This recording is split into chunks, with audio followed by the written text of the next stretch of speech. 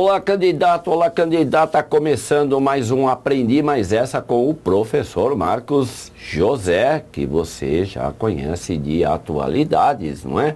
História, geografia, então. Tema hoje eu considero muito importante, principalmente para quem vai fazer uma prova de concurso esse ano, que caia conhecimentos gerais, por exemplo, Polícia Militar, agora dia 21 de outubro, no concurso cai História e Geografia, Geopolítica, Atualidades. Então, no caso aí de História Geral, por exemplo, também pode envolver Geopolítica.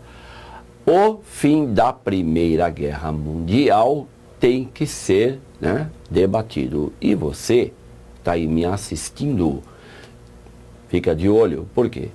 A Primeira Guerra Mundial terminou em 1918, então nós estamos no ano 2018, 100 anos do fim da Primeira Guerra Mundial, e se você der uma olhada aí em qualquer boa livraria, né, uma Cultura, uma Saraiva, por exemplo, você vai ver a quantidade de livros que saiu esse ano e ainda vai sair em função do fim da Primeira Guerra Mundial. Primeira Guerra Mundial que abre o século XX, né? E termina a tal, né, e tão badalada na época Belle Époque, ou Bela Época.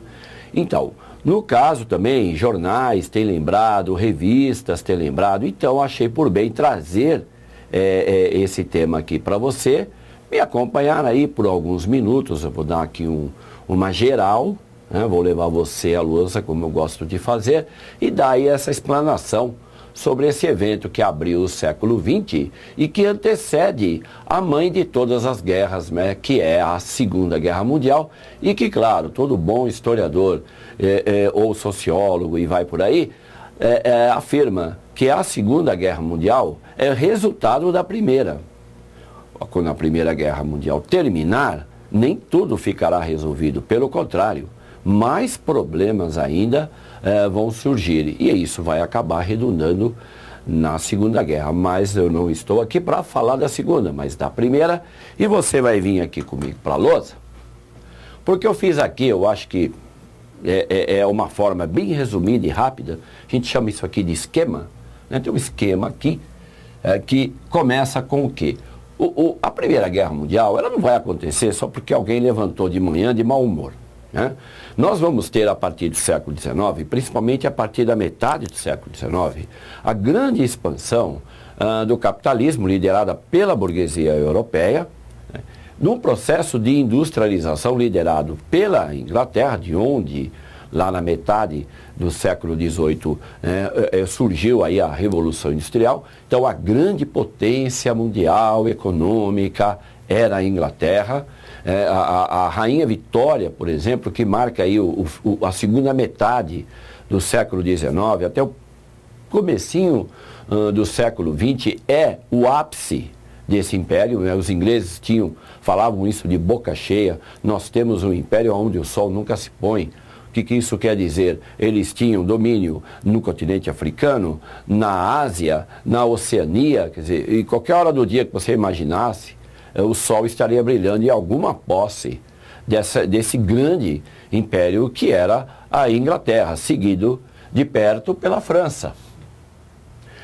A Bélgica, a Alemanha, que chegou um pouquinho atrasado, né? A Alemanha aí a partir de 1871, que ela realmente vai tentar ocupar um espaço dentro da Europa, que era o centro do mundo já por 500 anos. A Europa era o centro do planeta já havia mais de 4 séculos. Então você vai ter aí o processo de industrialização, a expansão do capitalismo, que vai se dar principalmente nesses países. Claro, você deve estar pensando, mas e os Estados Unidos? A gente vai falar deles, assim como no Japão, daqui a pouco. Agora, o que pretende essas nações altamente industrializadas? Elas pretendem buscar cada vez mais mão de obra barata, matéria-prima barata e escoar seus excedentes de mercadoria em algum mercado do mundo. Então, para isso, eles precisavam de colônias, que vai ter aí o processo que chamamos de imperialismo, que isso tem aí marca a segunda metade do século XIX, onde as principais nações industrializadas da Europa vão fazer aí uma divisão como se fosse uma pizza, né? E é claro que quem pode mais fica com maior espaço. Então, o objetivo da prática do imperialismo, que vai se dar sobre o continente africano e asiático, né, principalmente o continente africano, era a busca disso, né, dentro de uma lógica que começa aqui. Agora, nem todo mundo vai encontrar espaço nessa pizza. Por exemplo, a Alemanha, que ela, é claro, é a causadora da Primeira Guerra Mundial. Mas, e você que vai fazer uma prova, muito cuidado.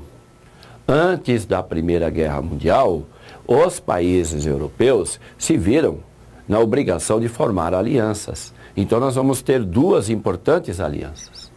A Tríplice Aliança e a Tríplice Entente.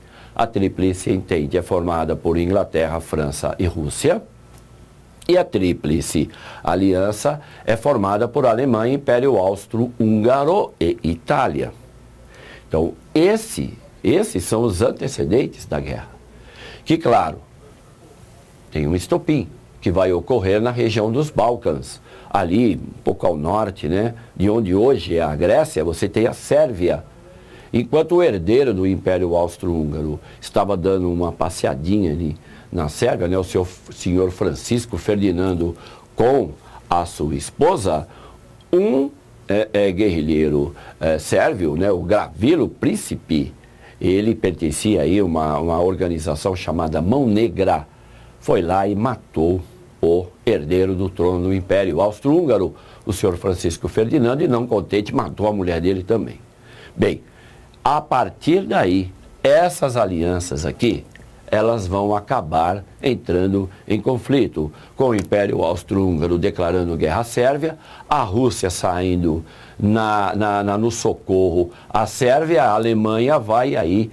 Tem esse bolo todo que você, se não lembra, vai durar 4 anos, porque nós estamos aqui no ano de 1914. Sim, 1914. Então, a partir daí, até 1918, aproximadamente, perto aí de 20 milhões de pessoas vão acabar perdendo suas vidas. E, é claro, nunca na história humana havia sido presenciado uma guerra tão devastadora como essa, a ponto de mudar aí o mapa de várias regiões do planeta, não é? Inclusive a tecnologia, né? Porque estamos falando de um processo de industrialização, a utilização de submarino, a utilização de aviões, de gás, de armas mais potentes. Então, tudo isso entra nesse conflito que acaba consumindo perto de 20 milhões de vidas. E o resultado, já que, né, dentro aqui desse resumo rápido que eu fiz, o resultado que é 1918 acaba a Primeira Guerra Mundial, o que é importante para você não perder de vista? Os principais resultados serão o enfraquecimento político-econômico da Europa. Mesmo a Inglaterra e a França ganhando, graças à ajuda dos Estados Unidos, ajuda por quê? Porque para você que depois vai fazer uma pesquisinha aí mais a fundo, muito cuidado com essa data, 1917. Por quê? Nessa data, 1917, a Rússia sai do conflito, ela que estava ali participando com a Inglaterra e com a França, ela se retira da Primeira Guerra Mundial e quem entra? Os Estados Unidos. Tá? O Woodrow Wilson, que era o presidente da época, alegando aí afundamento de navios e tal, não, agora a gente vai entrar nesse conflito. E é claro que os americanos entram e não entram para fazer só ali uma presença, né, amadora. Os americanos entram para ganhar essa guerra. Então essa data aqui é muito importante. O resultado, o enfraquecimento dessas potências industriais da Europa, o fim dos impérios, por exemplo, o Império Austro-Húngaro, o Império Turco-Otomano e o Império Russo, literalmente desaparecem. Surge a primeira nação socialista da história, né? a União das Repúblicas Socialistas Soviéticas, e os Estados Unidos passam a ser agora o centro do mundo político, econômico, começando aí a eclipsar nações poderosas, como aconteceu aqui com a Inglaterra e também com a França. E a guerra, né, a Primeira Guerra, ela tem como data aí de assinatura de acordo, né, porque vai ter o tal de, lá no Palácio de Versalhes, o Tratado de Versalhes. Isso, então, nós temos aí a data 11 de novembro de 1918 e, claro, um dos resultados daqui será o surgimento de partidos totalitários, como é o que acontece no fascismo na Itália e o nazismo na Alemanha, que resultou naquele senhor de bigodinho austríaco que você sabe muito bem de que eu estou falando. E aí você volta para cá. Por quê? Porque meu tempo já está esgotando. Então eu acho que eu dei aí um alô para você que está aí focado, está aí ligado aqui no NEAF, sempre buscando um aprimoramento, né, para as suas provas de atualidades. E, óbvio, para você que vai fazer agora uma prova e que inclui conhecimentos gerais, história geral, a Primeira Guerra Mundial não pode deixar de ser estudada. Beleza?